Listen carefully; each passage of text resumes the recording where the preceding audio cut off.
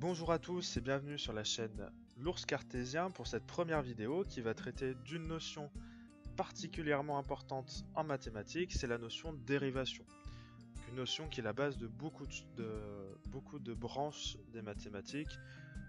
On va voir qu'elle a également des applications dans toutes les branches scientifiques et en économie. Alors, avant d'entrer dans le vif du sujet, je vous présente juste comment va s'axer ce cours. Tout d'abord, donc, cette première vidéo va traiter de l'introduction de la notion de dérivation. On va voir à quoi va servir donc cette notion de dérivation, pourquoi on a créé cette notion-là en mathématiques. Nous parlerons ensuite du taux d'accroissement et de la dérivée en un point. C'est toutes des notions qu'on va définir à ce moment-là. On verra ce qu'est la fonction dérivée et donc la dérivée sur un intervalle pour terminer sur des applications directes et mathématiques de la dérivation. Alors, pour commencer, nous allons étudier une courbe et puis voir l'étude qu'on peut faire d'une courbe parce que finalement, une fonction, c'est à la fois une représentation graphique, une expression algébrique, puis un tableau de valeurs si on veut l'exprimer de cette façon-là. Donc, nous allons étudier la courbe bleue qui représente le taux de chômage en fonction des années en France métropolitaine. Donc derrière cette courbe, il y a forcément une fonction avec une certaine expression algébrique. Donc pour ceux qui ne se souviennent pas ce qu'est une expression algébrique, je rappelle que c'est simplement, je vais donner quelques exemples, f de x égale x au carré, f de x égale 3x moins 2, ça c'est ce qu'on appelle l'expression algébrique d'une fonction. Une fonction peut être représentée à la fois, comme je le disais, par un tableau de valeurs, par une représentation graphique, ce qui est là, ou par une expression algébrique. Donc on va faire l'étude de cette courbe et en tout cas voir les différentes études qu'on peut en faire à ce niveau-là. On peut en faire une étude ponctuelle, donc par exemple dire qu'en 2004, il y a eu 8,5% de taux de chômage. C'est une première possibilité. Regarder à une année précise quel taux de chômage j'ai eu.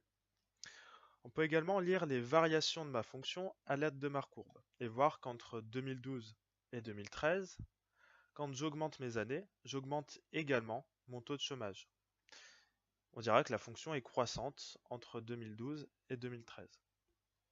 Inversement, la fonction est décroissante après 2016, vu que quand j'augmente mon nombre d'années, quand j'augmente mes années, je diminue mon taux de chômage. Donc là, finalement, ce qu'il y a derrière, c'est la notion de variation d'une fonction. Et ce que je viens de faire, c'est que je viens de lire graphiquement les variations de la fonction qui est derrière cette courbe, qui est cachée en fait derrière cette courbe. Seulement, cette lecture, c'est une lecture graphique. Et toute lecture graphique est une lecture approximative. Et finalement, ce que j'aimerais, c'est que si je détermine l'expression algébrique de cette fonction, qui est représentée par cette courbe, j'aimerais pouvoir, grâce à cette expression-là, déterminer les variations de ma fonction. Et ça, c'est une question auquel va pouvoir répondre la dérivation, et on va le voir grâce au logiciel GeoGebra que je vais ouvrir tout de suite. Alors, nous voici sur le logiciel où on a tracé la courbe de la fonction dont l'expression algébrique est donnée par f de x égale x au cube plus 2x au carré. Et on va voir comment on va pouvoir étudier les variations de cette fonction. Pour ça, j'ai placé un point A sur ma courbe. Et ce que je veux savoir, c'est est-ce que le point A se situe à un endroit où ma fonction va être croissante ou est-ce qu'il va se situer à un endroit où ma fonction est décroissante. Et pour ça, je vais tracer une droite particulière qui est la tangente au point A à ma courbe. Tangente à ma courbe au point A. Et ce que je vais regarder, c'est la pente de cette tangente. Donc dans un premier temps, ce que je fais, c'est juste utiliser les outils automatiques du logiciel pour tracer la tangente. On va voir juste après comment on peut tracer cette tangente. Donc j'ai tracé la tangente au point A à ma courbe. et je regarde la pente de cette tangente, ou le coefficient directeur de cette droite que j'ai appelée tangente. Et ce que je remarque, c'est que là où la fonction est croissante, j'ai une pente qui est positive, et là où ma fonction est décroissante, la pente est négative. Donc ce que je vais faire, c'est que je vais définir comme étant la dérivée, ce que je vais appeler la dérivée au point d'abscisse de grand A, c'est simplement de ma fonction, c'est simplement cette pente-là. Et cette pente-là, elle porte finalement l'information sur les variations de ma fonction. Maintenant, l'idée, c'est de savoir comment je peux arriver à tirer cette information-là, donc comment je peux arriver finalement à créer cette tangente au point A. Donc pour ça, il n'y a pas 15 000 solutions.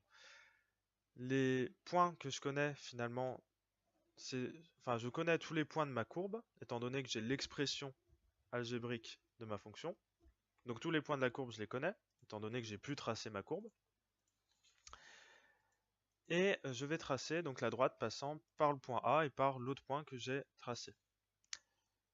Et ce que j'ai envie de savoir, c'est la pente finalement de cette nouvelle droite.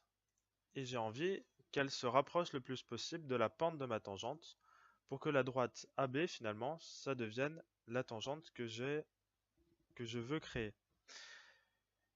Et en fait, c'est très simple. Quand je rapproche le point B de mon point A, mon point B reste toujours sur ma courbe. Quand je le rapproche de mon point A, je remarque que la pente de la droite AB va se rapprocher de celle de ma tangente. Et finalement, pour créer cette tangente, j'ai juste eu besoin de prendre un autre point de ma courbe et de le rapprocher du point où je veux ma tangente. Ça, c'est ce que je fais en pratique. En théorie, c'est exactement ce qu'on va faire. On va le voir dans la deuxième vidéo. Pour créer finalement, pour chercher ce coefficient directeur, cette pente-là de ma tangente en ce point, je vais simplement prendre un point qui va être de plus en plus proche de ce point-là et regarder la pente de le coefficient directeur de la droite AB. Allez, on retourne sur le diaporama tout de suite pour voir les utilités, les applications de la dérivation. Et terminons du coup par différentes utilités de la dérivation. Je vous ai dit que la dérivée c'était utile dans plusieurs branches des mathématiques, et également dans plusieurs branches scientifiques et en économie. Alors l'application directe qu'on va voir finalement dans ce cours et que j'ai introduit ici, c'est le fait d'étudier les variations d'une fonction. Ça va être une grande utilité de la dérivation. On a également une application en économie. Pour ceux qui connaissent le cours marginal, c'est quelque chose qui va nous permettre de déterminer par exemple le prix d'un objet pour qu'une production soit rentable. Eh bien, ce coût marginal, il peut s'exprimer à l'aide de la dérivation.